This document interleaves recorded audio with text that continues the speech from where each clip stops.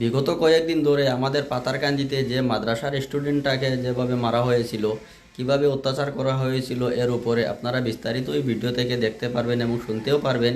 এটা নিয়ে কিন্তু এখনো কয়েকজন অ্যারেস্ট হয়েছে। আজকে আমরা joint action committee against language and cultural aggression জাকালকার পক্ষ থেকে পাথারকান্দি নালুগ্রামে যে অমানবিক এবং নির্মমভাবে দুইজন যুবককে তাদেরকে চুর সন্দেহে যেভাবে মারা হয়েছে, তাদের শারীরিক অবস্থা খোঁজখবর নিতে আমরা শিলচর মেডিকেল কলেজ এবং হাসপাতালে আসি।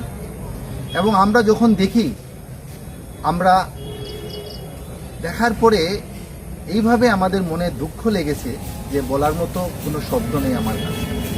কারণ একটা যুবক যার বয়স 17 থেকেও কম এবং আরও একজন আছে 15 থেকেও কম, তাদের শরীরে 5টি এয়ার গানের ক্ষত এবং আরও একটা যুবকের শরীরে 7টি এয়ার গানের গুলির ক্ষত রয়েছে। একটার মধ্যে এখনও 6টি গুলি রয়েছে শরীরে, যা স্থান অনবরত পাল্টাচ্ছে, মানে সেই গুলি এক জায়গায় থাকছে না, ঘুরছে শরীরের মধ্যে। আরও একজনের শরীরে 5টা গুলি এখনও আছে, শয্যাশায়ী হিসাবে আছে।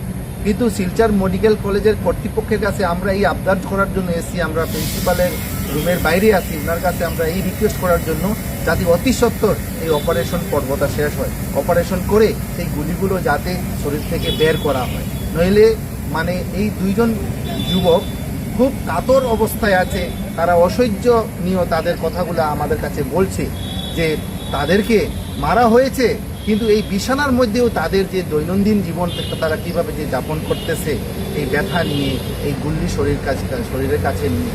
তো আমরা এই ঘটনাকে তীব্র ভাষায় নিন্দা জানাই এবং যারা এই ঘটনার সঙ্গে জড়িত, ছেলে হোক বা মেয়ে হোক, যে কোনো জাতের লোক হোক, তাদেরকে পুলিশ ধরে তাদেরকে দৃষ্টান্তমূলক শাস্তি প্রদান করা হোক, এই দাবি আমরা জাকালকার পক্ষ থেকে জানাচ্ছি।